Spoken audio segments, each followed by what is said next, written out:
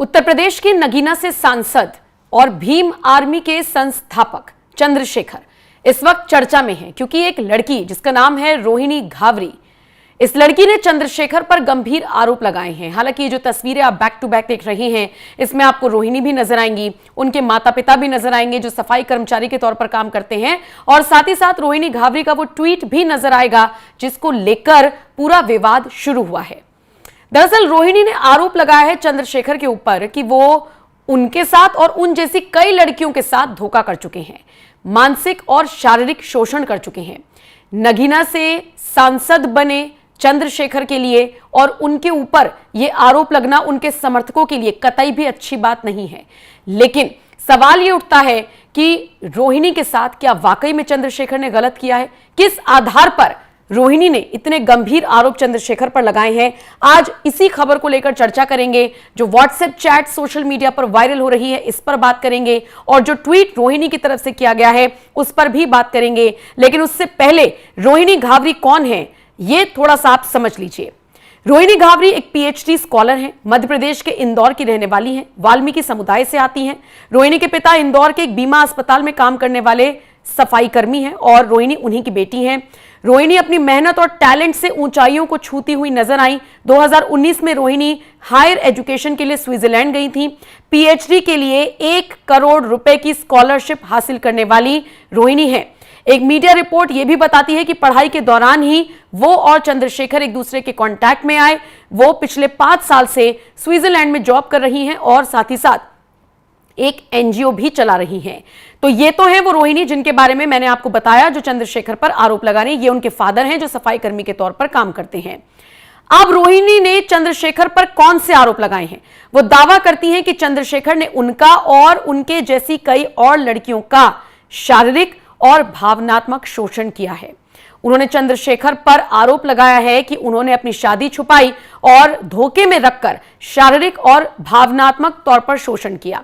सिर्फ अपनी बात नहीं कर रही है रोहिणी, बल्कि और भी लड़कियों के साथ धोखा करने का दावा कर रही हैं। रोहिणी ने यह भी दावा किया है कि चंद्रशेखर ने कई लड़कियों की जिंदगी को बर्बाद किया है और अब वो चंद्रशेखर के खिलाफ एफआईआर दर्ज कराएंगी, कोर्ट में केस लड़ेंगी। फिलहाल चूंकि वो लीगल सलाह ले रही हैं, इसीलिए अभी कोई इंटरव्यू नहीं दे रही हैं, लेकिन जल्द ही खुलासा करेंगी। रोहिणी ने अपने सोशल मीडिया पोस्ट पर यह भी दावा किया कि उनकी जान को खतरा है, लेकिन फिर भी वो इंसाफ के लिए लड़ेंगी। आपको मैं यहां पर यह भी बता दूं कि चंद्रशेखर पर आरोप लगाने वाली रोहिणी वही लड़की है जिन्होंने यूएन यानी यूनाइटेड नेशंस में जब अपनी स्पीच दी थी तो उसकी शुरुआत जय श्री राम से की थी।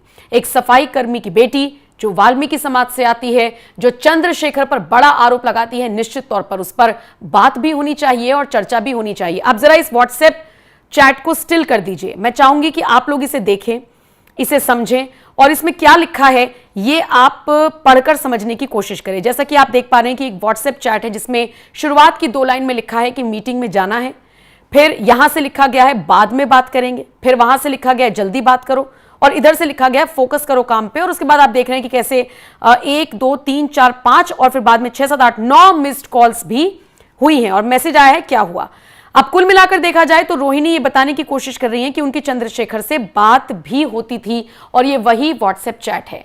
अब कुछ लोग इसे कह रहे हैं कि ये एआई जनरेटेड भी हो सकती है। बिल्कुल हो सकती है। तो जी इस पर जांच होनी चाहिए, इस पर पूरी तरीके से पहले जांच पड़ताल हो, उसके बाद ही किसी पुख्ता नतीजे पर पहुंचा जाए। लेकिन फिर भी जितना दम भर कर ये लड़की दावा कर रही है, आरोप लगा रही है, इसको लेकर भी सीरियसली जांच होनी चाहिए। व्हाट्सएप चैट से इतर अब जरा इस लड़की का ट्वीट देखिए। डॉक्टर रोहिणी घावरी, हिंदी में भी अपना नाम रोहिणी लिखती हैं, ब्लूटिक है, और ये लिखती हैं अभी तो बस 1% चीजें ही वायरल की, ये मुंह तो खोले, 99% चीजें समाज को दिखाऊंगी। एक सच्चा इंसान कभी किसी से नहीं डरता। बहुजन आंदोलन के प्रति इनसे ज्यादा मैं ईमानदार रही, लेकिन सबके सामने मुझे समाज का दुश्मन बनाकर ये फर्जी मसीहा बन घूम रहा है, इसीलिए मुझे बोलना पड़ रहा है। मैं क्यों पूरी जिंदगी बदनामी दुख सहूं, जितना मुझे सहना था सह लिया, अब नहीं। मुझे अपने लोगों से बहुत प्यार है, उनकी तकलीफें समझती हूं, इसीलिए दूर रहकर भी हमेशा जुड़ी रही। सच बोलती रहूंगी चाहे कितना ही समय क्यों ना लगे। अन्याय करने वाले से बड़ा अन्याय सहने वाला होता है। और इसी के साथ वो हैशटैग का इस्तेमाल करती हैं, ट्रू स्टोरी। अब जब से रोहिणी का ये ट्वीट वायरल हुआ है तभी से चंद्रशेखर आजाद रावण की मुश्किलें बढ़ रही हैं। सबसे बड़ी बात, नगीना से सांसद चंद्रशेखर खामोश क्यों हैं? वो अपनी खामोशी को अपने अगेंस्ट में यूज क्यों करा रही हैं? और इसीलिए बार बार रोहिणी कह रही है कि मेरी जान को भी खतरा है, कई लड़कियों के साथ गलत काम किया गया है और मैं इस आदमी के खिलाफ कानूनी कार्रवाई करने जा रही हूं। मैंने अपने वकीलों से बात की है, वो एफआईआर दर्ज कराने की कार्रवाई कर रहे हैं। मेरी जान को खतरा है, लेकिन जरूरत पड़ी तो मैं इंडिया जरूर आऊंगी। हालांकि एक लीडिंग वेब पोर्टल को हाल ही में रोहिणी ने इंटरव्यू दिया, जिसमें उन्होंने पूछा कि चंद्रशेखर समाज के दुश्मन कैसे हैं, तो उन्होंने कहा कि बहुत सारी चीजें हैं, मैं तो प्रमाण के साथ दे चुकी हूं, जो दिखाया जाता है वो होता नहीं है। मैं और चंद्रशेखर दोनों दलित समाज से आते हैं, कई बार कई चीजों में उन्हें रोकने की कोशिश की, उसका नतीजा ये हुआ कि उन्होंने सबसे पहले मुझसे दूरियां बना ली। मैं हमेशा गलत का विरोध करने लगी, जब गलत का विरोध करती रही तो इस तरह की चीजें सामने आने लगी। खैर, ये सारी चीजें कोर्ट में पेश की जाएंगी, अब तो लड़ाई कोर्ट में होगी। फिर उनसे सवाल पूछा गया कि चंद्रशेखर ने लड़कियों को बर्बाद किया, आपने ऐसा कहा, ऐसी कितनी लड़कियां होंगी? जिसमें उन्होंने कहा कि मैंने एक चैट पोस्ट की है, जो लड़कियां सामने आई हैं उनके नाम और चैट भी मैंने वायरल किए हैं, इस चीज का मैंने विरोध किया। ऐसी कई लड़कियां हैं जिनका फायदा उठाया है चंद्रशेखर ने।